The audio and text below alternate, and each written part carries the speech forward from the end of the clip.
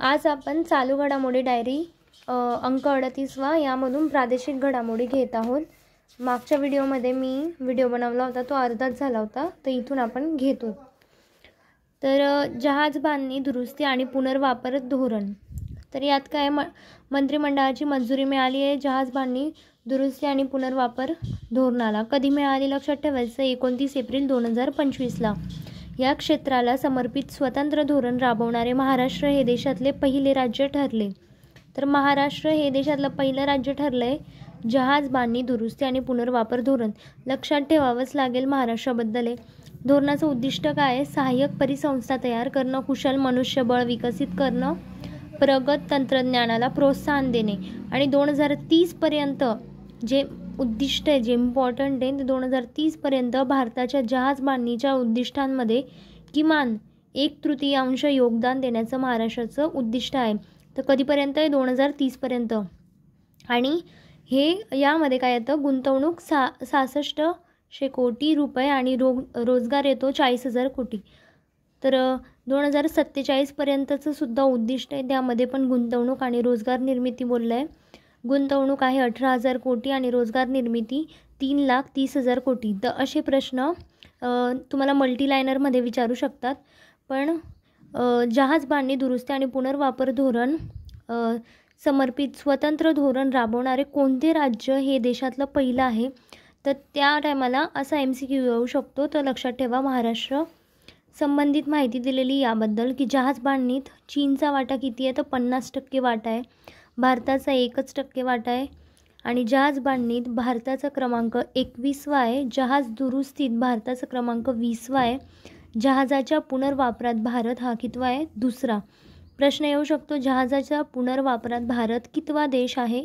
तर आहे दुसरा। जहाजांच्या पुनर्वापरात भारताचा वाटा 32.6%। ते हे लक्षात ठेवा की दुसरा आहे भारत आणि 21वा जहाज बांधणीमध्ये, जहाज दुरुस्तीमध्ये 20वा आहे। त्यानंतर संक्षिप्त प्रादेशिक घडामोडी, JNUमध्ये अध्यासन केंद्राचं उद्घाटन झालेलं आहे। तर महाराष्ट्र सरकारच्या वतीने दिल्लीतील जवाहरलाल नेहरू विद्यापीठामध्ये उभारण्यात आलेल्या कुसुमाग्रज मराठी अभ्यासन केंद्र व छत्रपती शिवाजी महाराज अध्यासन केंद्राचं उद्घाटन झालं आहे। कुठे झालं आहे विचारतील तर महाराष्ट्रात झालेलं आहे। आपण हे सगळं महाराष्ट्राबद्दलच बघत आहोत। पशुसंवर्धनाला कृषी समकक्ष दर्जा मिळाला आहे। तर पशुधन आणि कुक्कुटपालन दोघांना, फक्त पशुधन नसून तर कुक्कुटपालनाला सुद्धा कृषीचा दर्जा देणारे महाराष्ट्र हे भारतातलं पहिलं राज्य आहे। MPSCला हे पहिले शब्द खूप आवडतात, लक्षात ठेवायचं। पशुधन आणि कुक्कुटपालनाला कृषीचा दर्जा देणारं महाराष्ट्र भारतातील पहिलं राज्य आहे। त्यानंतर कृषी क्षेत्राचा वाटा 12% आणि पशुजन्य उत्पन्नाचा वाटा 24% आहे। गोविंदांना विमा संरक्षण, तर दहीहंडी या खेळाला साहसी खेळाचा दर्जा दिल्यानंतर, म्हणजे दहीहंडी या खेळाला साहसी खेळाचा दर्जा भेटला आहे। आणि त्यानंतर राज्यातील गोविंदांना शासकीय विमा कंपनीमार्फत विमा संरक्षण देण्याचा महत्त्वाचा निर्णय घेण्यात आला। तर यामध्ये मृत्यू झाल्यास 10 लाख रुपये मिळतील। कायमस्वरूपी अपंग आलं तर 10 लाख रुपये, अंशतः अपंग 5 लाख रुपये। मोठमोठ्या दहीहंडी होतात, त्यावर मुलं चढतात वगैरे आणि अपघात होतात, त्यासाठी गोविंदांना काय विमा संरक्षण दिलेलं आहे। छत्री निजामपूरचे नामकरण रायगडवाडी, तर विचारू शकता छत्री निजामपूरचे नामकरण काय करण्यात आलं? तर रायगडवाडी। रायगड जिल्ह्यातलं छत्री निजामपूर ग्रामपंचायतीचं नाव आता बदलून रायगडवाडी करण्यात आलेलं आहे आणि ग्रामविकास मंत्री जयकुमार गोरे यांनी याबाबतची विधानसभेत घोषणा केली। तर इस्लामपूरचं सुद्धा नामकरण केलं आहे, तर ईश्वरपूर झालं आहे। इस्लामचं ईश्वरपूर, छत्री निजामपूरचं रायगडवाडी। त्यानंतर हे जे इस्लामपूर होतं हे सांगलीमध्ये होतं, तर सांगली जिल्ह्यातलं इस्लामपूरचं नाव झालं आहे ईश्वरपूर। त्यानंतर नारळीकर यांच्या नावे विज्ञान केंद्र, आता नारळीकर हे निधन वार्तेमध्ये मी घेतलेलंच आहे। राजीव गांधी विज्ञान व तंत्रज्ञान आयोगामार्फत 2015 पासून राज्यात काही जिल्ह्यांमध्ये विज्ञान व नाविन्यता उपक्रम केंद्र स्थापन केले आहेत। तर ही योजना यापुढे आता थोर शास्त्रज्ञ जयंत नारळीकर यांचा नारळीकर सिद्धांतसुद्धा प्रसिद्ध आहे। तर तुम्ही मी निधन वार्ता घेतलं आहे ते सुद्धा बघा, तो सुद्धा व्हिडिओ आहे प्लेलिस्टमध्ये। तर नारळीकर यांच्या नावे चालवण्यात येणार आहे। तर काय विज्ञान केंद्र, काय राजीव गांधी विज्ञान व तंत्रज्ञान आयोगामार्फत। त्यानंतर गणेशोत्सव राज्य उत्सव म्हणून घोषित. गणेशोत्सव राज्य उत्सव म्हणून घोषित झाले. महाराष्ट्र सरकारने 10 जून 2025 रोजी सार्वजनिक गणेशोत्सव हा राज्य उत्सव म्हणून घोषित केला. तर कोणता राज्य उत्सव महाराष्ट्र राज्याने घोषित केला आहे? कोणता उत्सव हा महाराष्ट्र राज्याने राज्य उत्सव म्हणून घोषित केला? सार्वजनिक गणेशोत्सव. लक्षात राहू द्या, 1893 मध्ये आपल्या लोकमान्य टिळकांनी गणेशोत्सव काढला होता. आणि त्यानंतर शिवजयंती. आणि कर्नाक पुलाचे सिंदूर असं नामकरण. कर्नाक पूल आहे मुंबईतील कर्नाक रेल्वे उड्डाणपुलाचे ऑपरेशन सिंदूरच्या स्मरणार्थ सिंदूर असं नामकरण करण्यात आलं.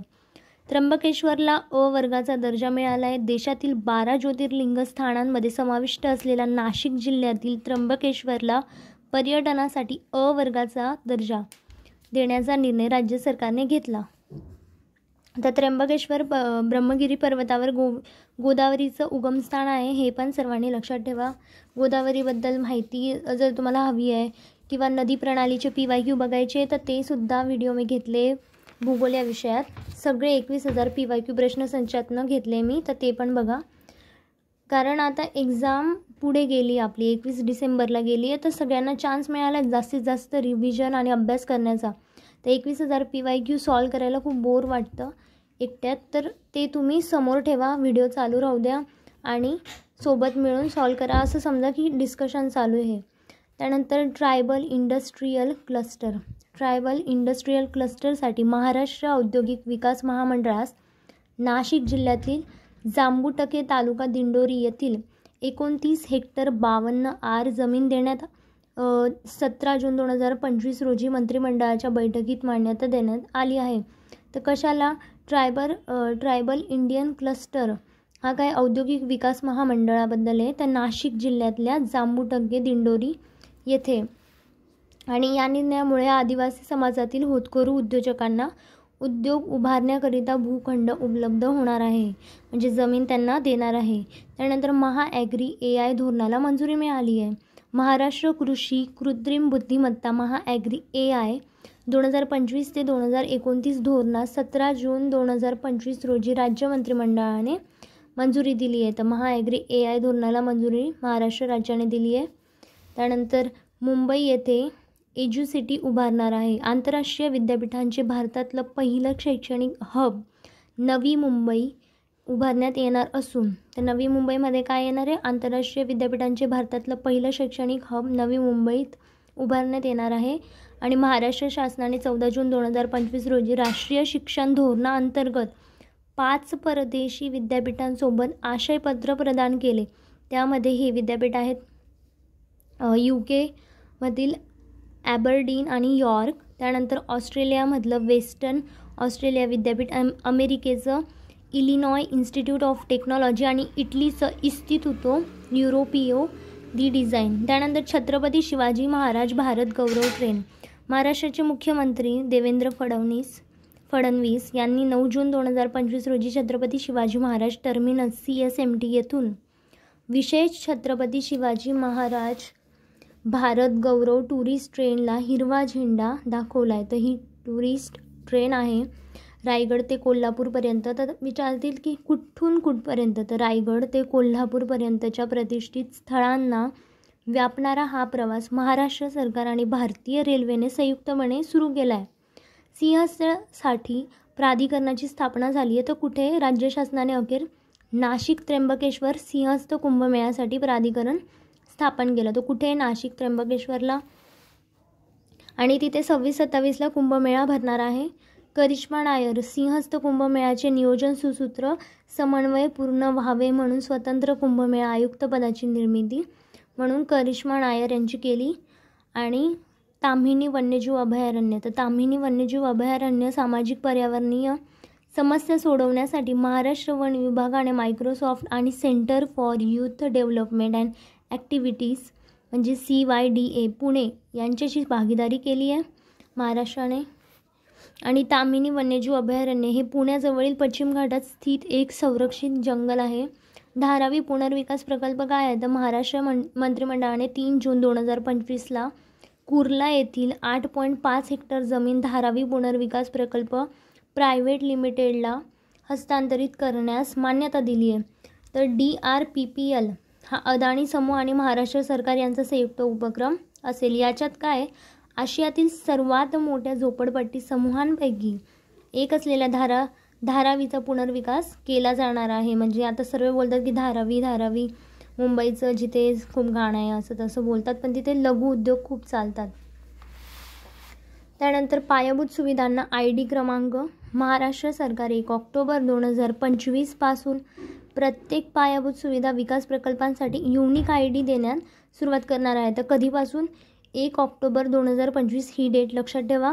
या युनिक ID जिओ टॅग केलेले 13 अंकी अल्फान्यूमरिक असतील. तर किती अंकी? 13 अंकी. आणि हा पायाभूत सुविधांचा जो ID क्रमांक दिला जाणार आहे, तर या प्रकल्पाच्या पहिल्या टप्प्यात कोणता जिल्हा? तर वर्धा जिल्ह्यातील सर्व पायाभूत सुविधा प्रकल्पांना युनिक ID देण्यात येणार आहे. जिल्ह्याचं नाव लक्षात ठेवा, वर्धा. सर्वात पहिला प्रयोग इथे केला. त्यानंतर समृद्धी महामार्गाच्या अंतिम टप्प्याचे लोकार्पण.